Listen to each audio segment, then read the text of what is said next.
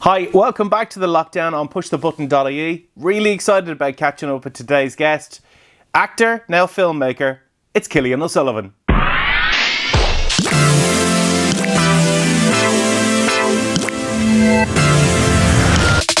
Killian, how are you, buddy? Very well indeed, Coop.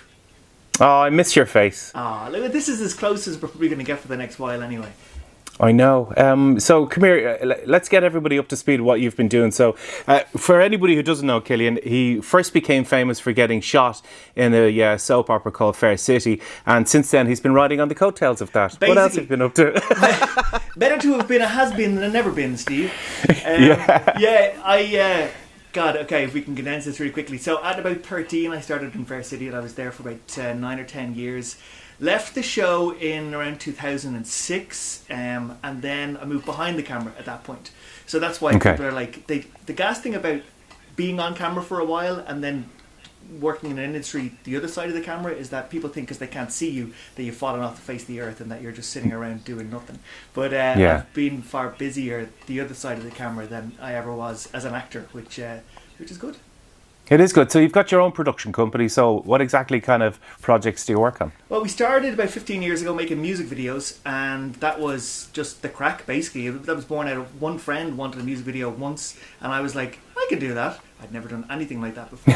I just thanks to YouTube, I learned how to do it. Made a music video, and then kind of he was shopping that around various places, and he got a little bit of traction from that, so we shot another music video, and then from that then people just started reaching out and was like, oh, I saw what you did for so-and-so.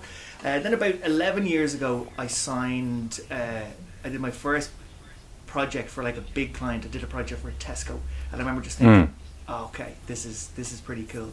And obviously all the equipment and all the stuff that you need to make these videos is very expensive. So all along I've been producing video. I've been using any of the sort of earnings that I've made from that to reinvest in the company, so that I always had what I needed to deliver the sort of content that I wanted to deliver. Because for so long in Ireland there was a sense, and this is not to like nag on other production companies, there's two different levels of production company in Ireland. There's the ones who are making the Vodafone ads and all these big ads that look amazing and they look international and they sit alongside the big ads that Toyota and Ford put on the TV, and that's all well and good. But then there's another level of production that's sort of more affordable to small and medium business enterprises, and that's oftentimes it would have just looked a bit Irish, if that makes sense. Yeah. And I never wanted my stuff to look a bit Irish. I wanted my stuff, no matter how much it cost or what the budget was, to sit alongside those international campaigns and to be able to stand, side by side with them. And I just spent all the time that I could researching on what these production companies are doing that I wasn't at that point. Because when I started off, my stuff looked very Irish. It really did, because I was learning, and I'm still learning on every single project that I work on. I progress and I learn more and more. But luckily now, over the last sort of 10 years or so, our client base has really grown, and we've got to do some very cool stuff with brands like Land Rover and Jaguar under them as well. We've worked with Coca-Cola.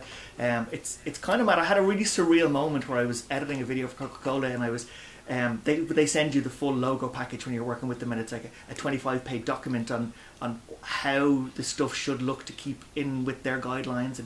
And right. There was a real moment I had where they send you the colour Pantone, so the actual Coca-Cola red, and I like dialed that into my computer, and I was like this is mad. Like, this is arguably the most recognisable brand in the world, and here I am, little old me, working on a project for them. It was a very surreal moment, but cool nonetheless. That's brilliant, man. Congratulations. You've done so well out of it. Now with COVID-19 affecting a lot of businesses, and with the lockdown as well, how has this affected you? You obviously just can't go out and film somebody running in a park drinking a bottle of Coca-Cola. No, it's just decimated the business entirely. We were lucky that we do a lot of fashion campaigns as well, and the fashion industry works quite far in advance. So we were able to manage in January and February, before this was a thing over this side of the world really, we were able to manage to get a couple of campaigns in. So I shot 2 in London, and we shot 1 in Lanzarote literally the week before the lockdown and the closure of flights started happening. So we luckily had them in the bag, which means that you then have a couple of weeks of post-production. So I was able to keep myself busy with the post-production of those, and getting them across to the client. And it's mad because now we'd be working on, pre-production even for, say, autumn winter campaigns and stuff. Yeah. And we were just about to do a big project with another client. The problem is everything we had been working on before this point, it will all change when things do open up again. And it will open up again. We will come through this whole thing, and there will be a new normal. But the problem is, if you're writing scripts or if you're producing a storyboard or a campaign now, you don't know what the new normal is going to be. So you don't know how it should feel and how it should sound.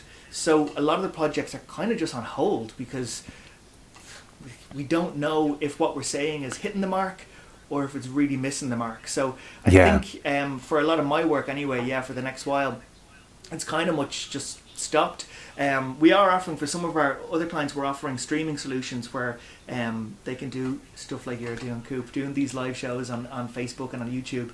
And that's something that's going to get bigger and bigger. And I definitely think being given the time, because we were so busy on a treadmill of client work that we never got a chance to really explore the streaming side of things. But now that we were forced to stop everything and forced to find other ways of generating revenue, that now that we're getting into the streaming side of things, love it, really enjoy it, see how versatile it is, how much you can do. You can essentially now produce a TV show from your living room and send it out across YouTube and Facebook and Instagram Live. It's incredible what can be done. So I definitely think in the latter half of the year that's going to be a solution that we'll be offering to a lot of clients as well, is a chance to bring the content straight to people's phones in that way. And I know people have been streaming for years, but I think now with the likes of Zoom and Skype, people doing a lot of their work conferences through that now, it's made it more accessible, and it's opened that door of people thinking that it's a viable way of connecting with their audience, which at the end of the day, when you're working in advertising or producing content, I think the use of those online conferencing, because I would have only ever used Skype before, but like we've been using Zoom for our meetings for a project I'm working on, and like I had a conference this morning and there was 8 of us on it, and I only knew 2 of the people, and the other people on it were brand new, so I finally got to meet these people who I've only been emailing and or in an email chain with, and it's absolutely incredible. And like I think with technology like this is going to help people like you and me to actually work from home, whether it be in your sitting room or lounge or your loft above the kitchen where I am. I think it's a good thing. So on a personal level, how are you, and how are you getting on, and what have you been up to apart from obviously with the projects that you're working on? Yeah, I mean, personally, I guess in a way I've been preconditioned for something like this because I have a home office and I would work quite a lot from home on my own anyway. And if I'm working on a project in post-production, it's quite an insular process in that it's generally just me on my own in a darkened room with a huge computer for days on end. So the idea of one thing I'm hearing from a lot of people who are really struggling, they're missing out on that social element of being in the office. And for the last 10 years, I haven't had that really. When we work on a shoot, there's 10, 15 people around, it's very social. But when I'm working in post-production, it's very insular. So I'm used to that. So in terms of having to adapt how I am to work from home, hasn't been a big leap for me. Something I'm really struggling with is not being able to see my family and my parents. Like we're dropping stuff to the front door and then running to the front garden and trying to keep that distance. Because both my parents are obviously, they're cocooning at the moment. To not even be able to give them a hug. It was my mom's birthday a couple of weeks ago, and it's like you can't even just embrace her, and it's tough when there's this physical distance between you. But when you're seeing that social distancing does work and is working, especially in Ireland, we're lucky that we're this little island that we have the ability to actually have a huge impact on this huge epidemic if we just stick to social distancing. And it kind of makes it worthwhile knowing that there will be a point in the future that things will return to a new normal, and then I'll be able to give my mum and dad all the hugs I want. Do you think that it's going to change the way people behave and think and treat each other? I'd love to think, I'd love to think that this would be something that will kind of change the way the world interacts with not only itself but with the world, because we're seeing in places that nature is reclaiming areas of the world that had been otherwise decimated by humans, and like you're seeing places in Venice, the way the water is running clear for the first time in decades, and you'd like to think that this might be a bit of a wake up call to the earth and go, you know what, let's have a better ebb and flow with us and the planet, and also us and other people, because you're being forced to respect that it's not just you. Like, okay, yeah, if somebody like you or I, Coop, do get COVID-19, yeah, it'll be tough for us, but there's a good chance we're going to live through it. But it's not about us. Yeah. I'm not staying indoors all day, every day for me. I'm doing it for other people, people like my parents, people like my neighbours, all these different people. That's why you're doing it. So it's forcing you to understand that the world exists for other people as well. And you'd love to think that will have a knock-on effect. You'd love it. But then, like, I'm reminded of remember there was a video that did the rounds of a man who was being dragged off a United Airlines flight, and his head got bashed, he had a bloody nose, and people were outraged for like about a weekend. I'm never flying United again. And then for about a day their stock plummeted. But then people forget. You know what I mean? So as much as I'd love to think that this will be a wake-up call and things will change and people will be more socially aware of their effect on the world and their effect on other people, I don't know. I mean, you still see videos. I saw a video of this absolute moron who recorded himself in his car being pulled over by the guards because he drove, you know, out of the 2 kilometre zone. And yeah, there's no, I saw that today. He was asking the guard. He said, like, I phoned the headquarters saying that what's the law? There's no law to say that I can't move around. And the guard was like being really patient with this person, saying it's a suggestion, it's advice, so you don't get sick or spread. And if you do catch it, and maybe you don't show symptoms, that you're not spreading it to other people. And it's just like people cop on, like stay at home. When they first started talking about the likes of isolation and social distancing, there was 2 sort of voices you were hearing, and one was, how are they going to police this? But that's not the question you should be asking. You should be policing yourself, because you're sound. You shouldn't need the authorities to come and tell you to be a good person. It shouldn't need to be enforced. You're not a bold brat. You're not an 8-year-old child who's having a tantrum. You're a grown adult in most of these cases. And these people shouldn't feel like, the guards now are going to be coming down heavy. It's like, no, they're only coming down heavy if you're not playing by the rules. And if you're not being a sound human being, then they're coming down heavy. Be a sound human being. Don't be out there. Yeah, that's good advice. Stay at home, be sound. That's exactly it. I'm going to have to update my sign here. Stay at home, be sound. Yeah. Come here. I don't know if many people know, but there's something that myself, yourself, our friend Rory Lynham and our other friend Ray Shah used to do this thing, and there's been a lot of call for it to be brought back, and that is, of course, foreplay.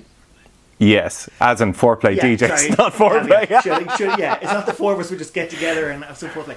We were in the DJ group, Foreplay DJs, for many years, and my God, we had some fun with that.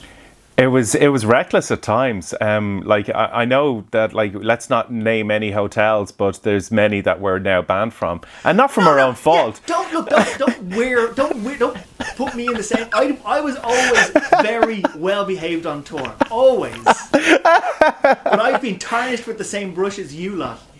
Listen, I could easily just pop in video footage right here if you want I can support my side of the story. Of course, because you're producing this segment, so you just put the video where you look great.